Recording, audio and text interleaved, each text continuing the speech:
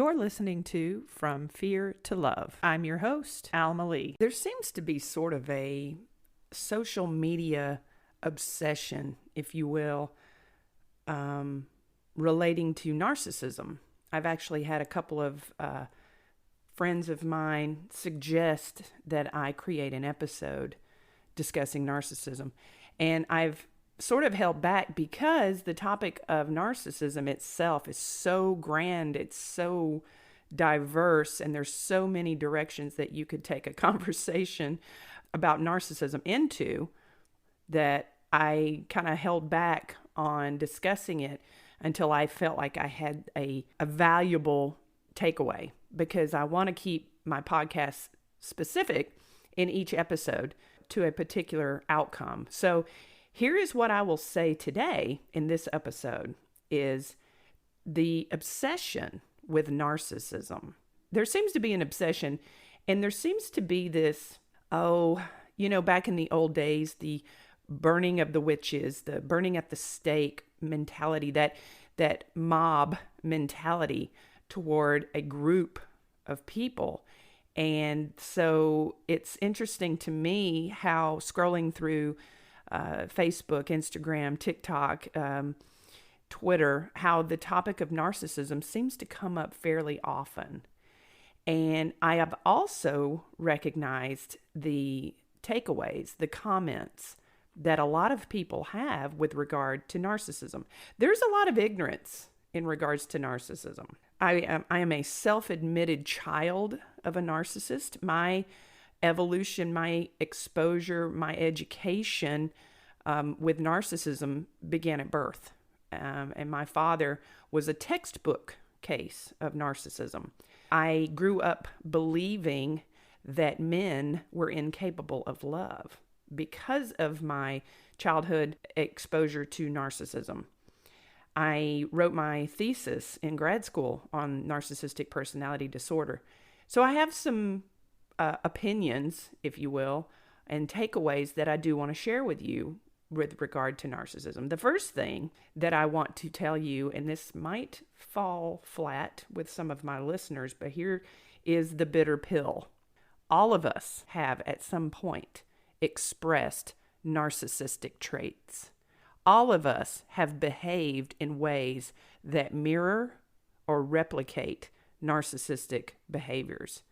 I, for one, have recognized some of my behaviors in the past as narcissistic.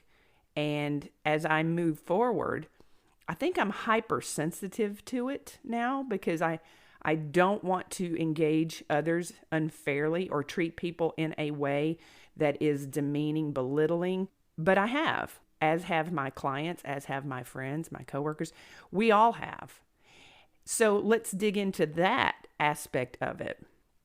It's real easy to lump an idea or a characterization of a person, just kind of throw it at them and say, well, you're being a narcissist, or that's a narcissistic trait, as though it's some sort of a scarlet letter to wear. But what is that? Why do people behave in narcissistic ways? Why do people become narcissists? Narcissism, unlike sociopathy or antisocial personality disorder, a lot of people get sociopaths and narcissists confused. And one of the many ways to differentiate between narcissists and sociopaths is shame. A sociopath is not going to be triggered by you shaming them or creating a dynamic that is supposedly supposed to make them feel ashamed of themselves. The sociopath doesn't get triggered like that. The sociopath is operating with the takeaway of personal self-gratification at the means or detriment of others. A narcissist, which the behaviors are very similar on the surface, but underneath, the underpinnings are vastly different because the narcissist operates from a place of shame. That's where narcissistic rage gets triggered from, the shame response. The narcissist becomes self-indulgent because they see themselves as less than, and they have this fear of other people finding out where their root wound lies, which is derivative of shame. So you can make fun of the narcissist, and the narcissist will lose their mind. They will become enraged. The sociopath, if you tease the sociopath, there's no response. That's the scary stuff if you think about it. To try and control or manipulate a sociopath doesn't work when utilizing shame. You can't do it because it doesn't exist. The sociopath, just like the narcissist, does not have empathy. They're not built that way. The sociopath does not have empathy just because they don't have it, period. It's just not in them to be concerned about the outcome or well-being of others. Their mind doesn't work that way.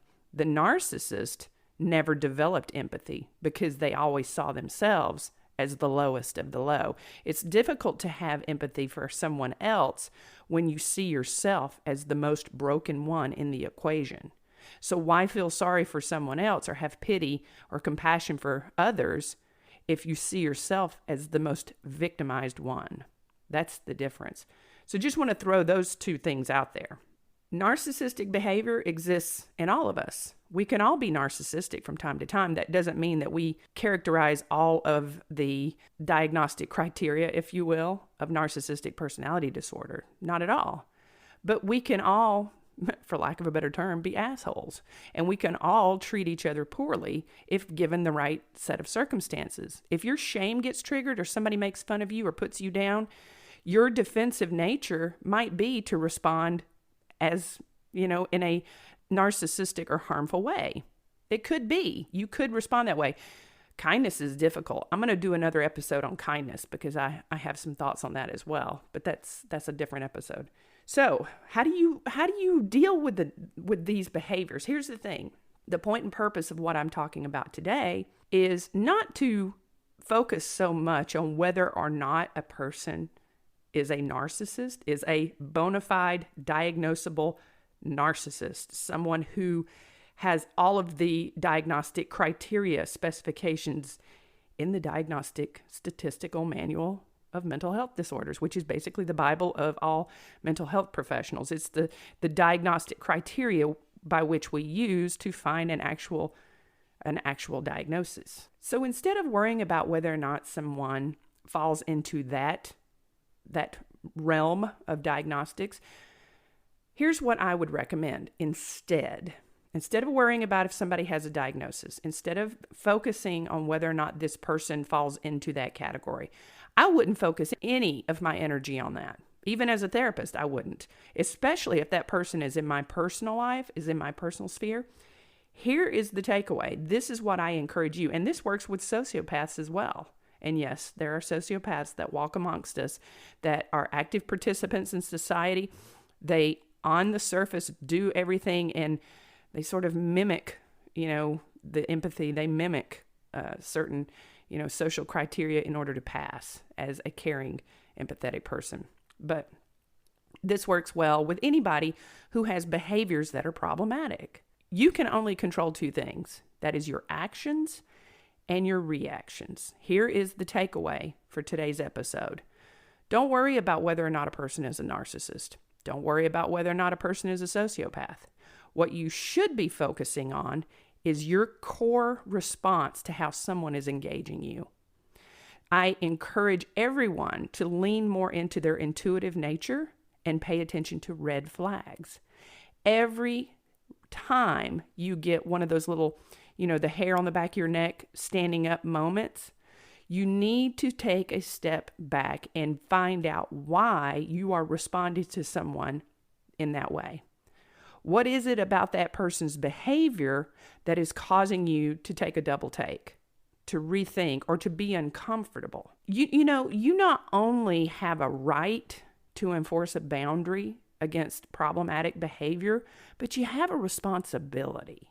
You do owe it to yourself, especially if you have children, to be mindful of the energy that you are allowing into your space. This includes not just dating, romantic partnerships, potential partnerships, but this is your work environment. This is your community. You go to church, anywhere there is a social interaction that you are exposed to, you not only have a right to enforce a boundary, but you have a responsibility to do so. We all should take stock in the fidelity of our personal well-being by maintaining a sovereignty over our own emotional boundaries and borders. We should not just by default allow people access to us without giving some sort of a speed bump, addressing problematic behavior. Now, see, that is the crux of all of this, based on my experiences at least, is it is difficult for people to confront poor behavior because we are groomed, at least in Western culture, by default to not challenge problematic behavior because it's seen as bitchy or rude, ungentlemanly like. You should never, men, you shouldn't call women out for their shitty behavior. And women, you shouldn't, make men uncomfortable because, that's not ladylike or you're being a bitch about it or whatever. I'm here to tell you no. No, I think a lot of the problems that we have in society today is because we have disempowered our children to grow into adults that do not feel empowered to enforce healthy boundaries. And that includes interactions with total strangers. We teach people how to treat us by how we engage with them and how much of their BS we tolerate. This does not mean that you need to get into a pissing contest with every person that you feel challenges you in a disrespectful or disregarding way. Not at all.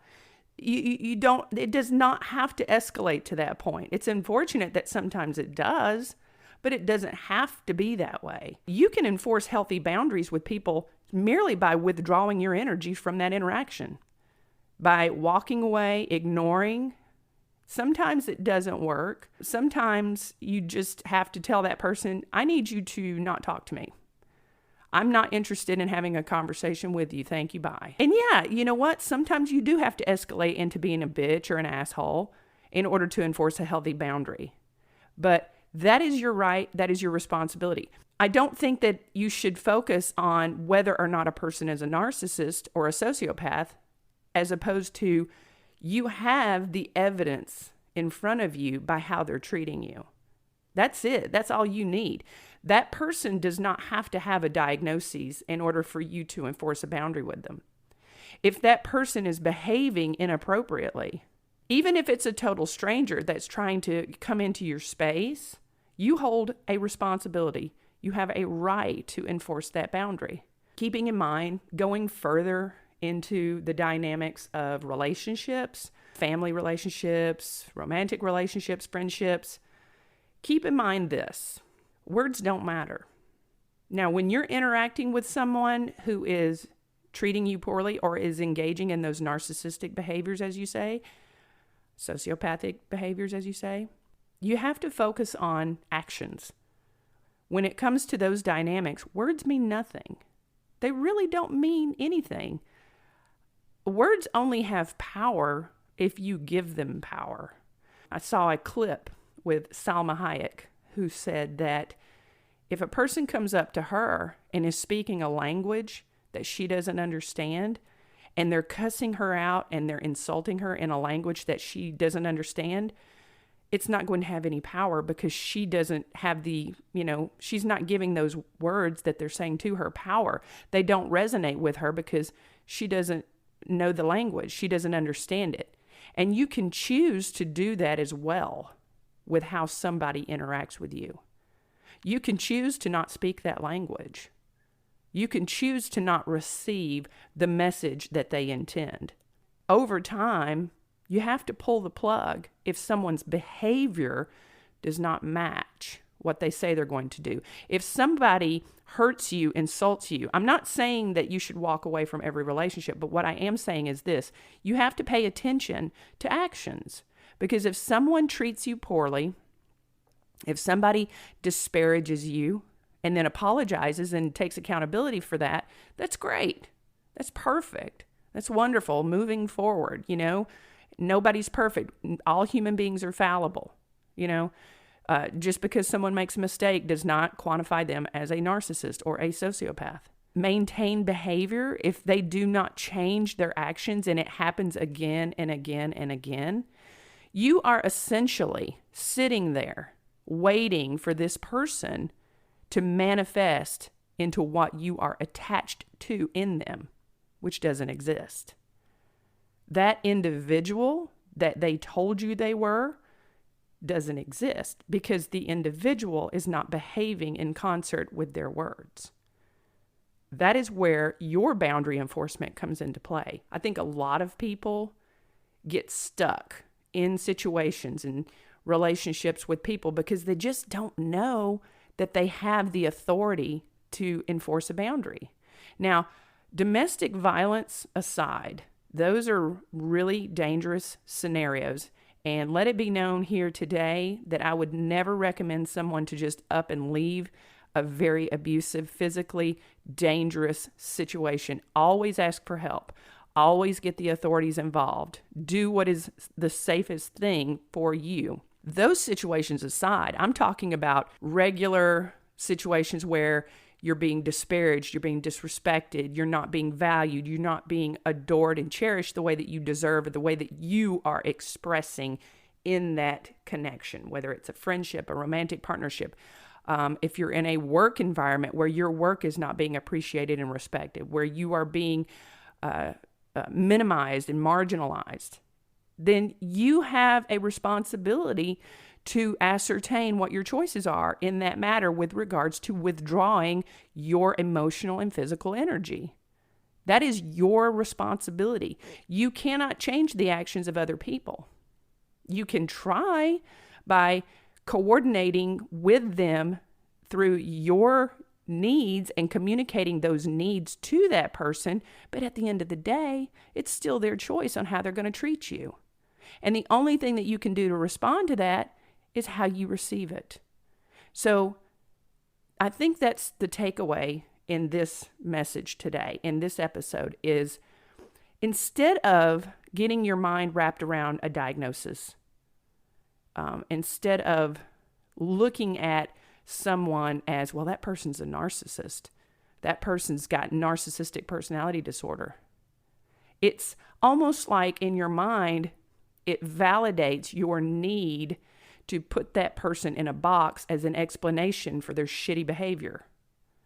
And while, yeah, you could say the narcissist is a quote unquote bad person or an asshole, I think that's kind of the collective mindset that we're kind of all kind of joining into that, or at least that's what I see on social media. I think it's important to understand something too, is that narcissistic people are wounded.